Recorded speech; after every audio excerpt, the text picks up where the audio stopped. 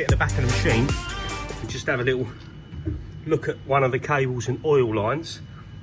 Now, you can see I've cleaned in the front there. I'm going to hoover out the back, but it's not too bad.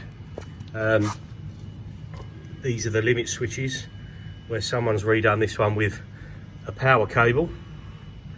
Just live, neutral and earth cable there. These ones look more original. They all work, but if the machine stays or I go further with it, they're easy to replace and I'll take them out. Now this oil line, which diverts to the Z-axis and obviously goes forward, look how thin that is. That was actually crushed up here, like that.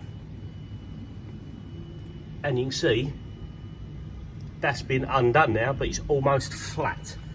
This one is to the spindle. That is another airline up top. So yeah, so I took this off and cleaned it. Again, it's a bit of a pointless task until I know what I'm doing, but I can't work on it when it's grubby. This was broken off. I managed to salvage it, drain the oil out. It was actually quite clean in there, so someone was taking care of the oil, even though some of it wasn't going anywhere. And then cleaned up the back, all around the switches, took this cover off, cleaned everything out in there. You know, I'm not going 100% mad, but again, see this ridge line here, just really faint? That is exactly where that line was squashed. Look how flat that was. So that would have done nothing, any favours at all, but it was full of oil, so luckily some oil was getting through. I've got some of that line, and I've still got some of the compression fittings and stuff like that off my machine, so I can change that and I can put that back on. The main thing for doing it was this cable, the nut at the back. A lot of the plastic has broken off, but there's just enough coming through there for me to put that on. That just keeps everything sturdy, and I can sort of pull that around. It's not going to break off again, and obviously just plugs back into the machine.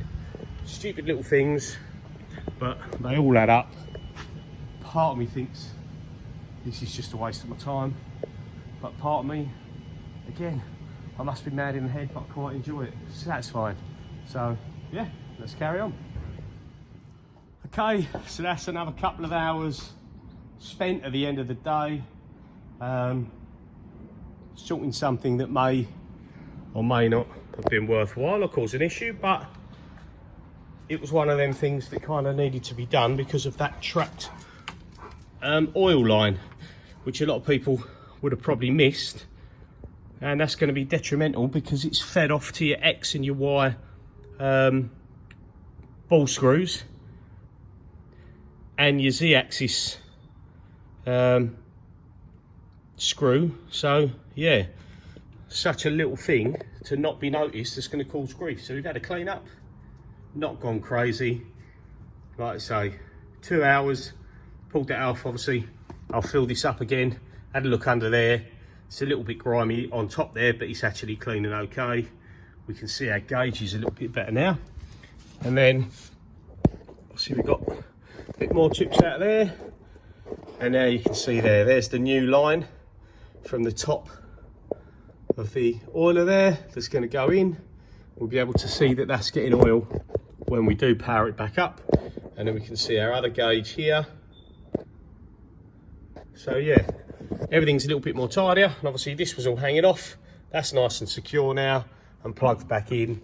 So yeah, it isn't anything major development, but it's got to be done, and I want to know it's done when we're testing out, make sure spindle's getting oil and all that sort of stuff. So yeah, that'll do for now. Next step will be when the input output board's back. See you soon.